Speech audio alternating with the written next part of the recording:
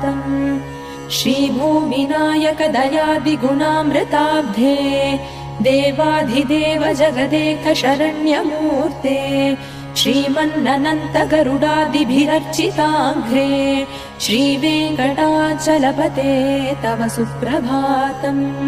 श्रीपद्मनाभ पुरुषोत्तम वासुदेव वैकुण्ठ माधव जनार्दन चक्रपाणे श्रीवत्स चिह्न शरणागत पारिजात श्रीवेङ्कटाचलपते तव सुप्रभातम्। कन्दर्पदर्पहर सुन्दर दिव्यमूर्ते कान्ताकुचाम्बुरुह कुट्मललोल दृष्टे कल्याण निर्मल गुणाकर दिव्यकीर्ते श्रीवेङ्कटाचलपते तव सुप्रभातम्। मीनाकृते कमठकोल नृसिंहवर्णिन् स्वामी